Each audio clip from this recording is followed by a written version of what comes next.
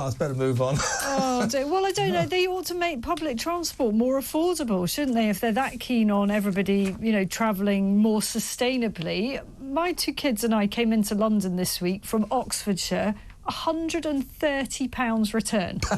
I mean, come on.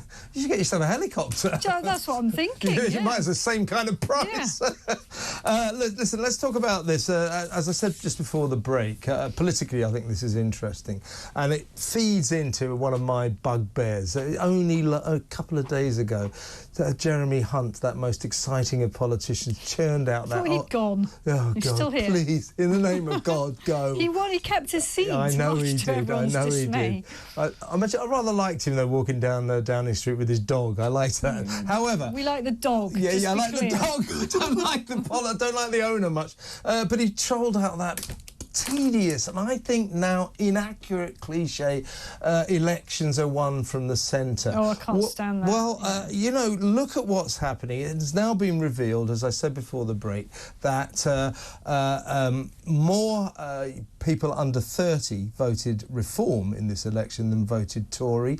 Look at the success of Reform, and I suspect that all these Tory and Labour politicians go, elections are won from the middle, from the centre ground. They're going to catch a cold, because I think the centre ground is moving right, and the astute politicians will watch the direction of travel and say, maybe next time there's an election and we're the Tory party, we'll try being Conservatives. Well, maybe they will. I don't know. I mean, you're absolutely right about the young people voting Reform, and no thanks to the establishment that did their very best to pretend that Reform doesn't exist. I mean, my children get a publication called The Week, which sort of... the Guardian thing. It's a junior thing, and it's actually really, really good. And generally, it's very even-handed. It tries to be apolitical, but sometimes it can't help itself. And it did a big thing about the election, setting out what all the different parties stand for. And guess what? They didn't mention Reform at all. So I think that the establishment is going to have to wake up to the fact that, you know, politics is changing and young people are increasingly engaged, and not just on the left. You know, the whole Greta Thunberg climate change thing, which is rammed down kids' throats in schools, is only one side of things. Young people are realising that the direction of the country is going to adversely affect them as they get older, particularly things like their ability to get on the housing ladder, their ability to compete in the jobs market, the way that wages are being depressed.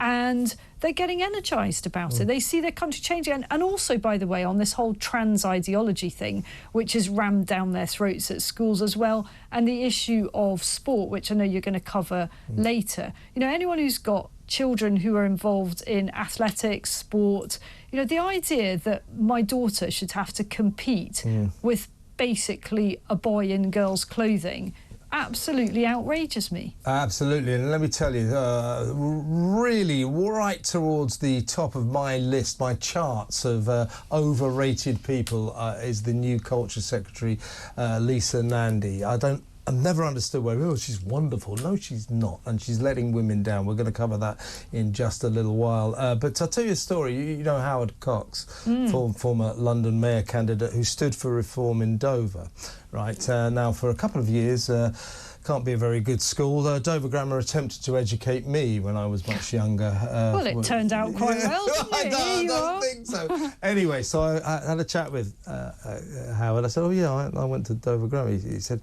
oh, God. He said, we had a kind of electoral meeting there. They got all the pupils, few local people as well. And they had a big discussion, all the candidates. So they had, you know, Reform, Labour, Tories, every representative. This is a state school, is it? Yeah.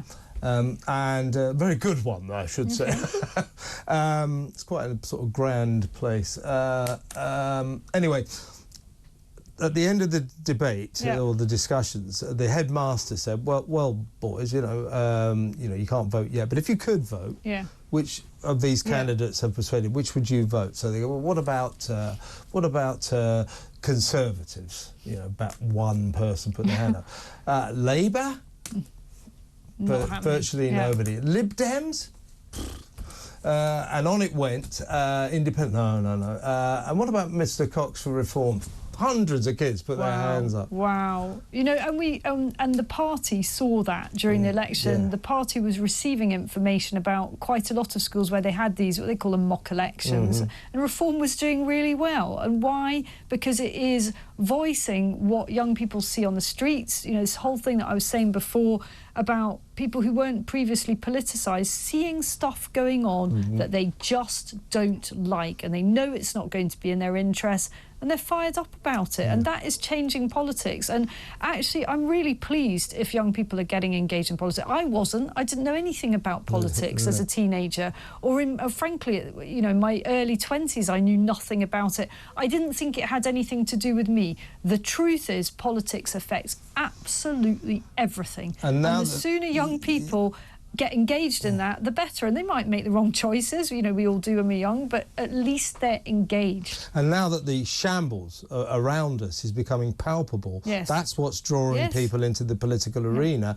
And as I say, the Westminster lot are not going to like this, because they do not stand up well to forensic attention. Exactly that, exactly that. And also social media is changing this as well. You know, there are ways in which you can make politics bite-sized. It can become much more digestible. It can be fun, you know, actually fun and funny. And some of the material, some of the memes, some of the little videos, the TikTok stuff that was coming out in the election was really, really well done. And it generally wasn't being churned out by political parties and their machinery. It was being churned out by young people doing it themselves. By the way, just before you go, I've only got about a minute left, but my God, PMQs yesterday, parliamentary question time, Boring. Prime Ministers. God, it was boring.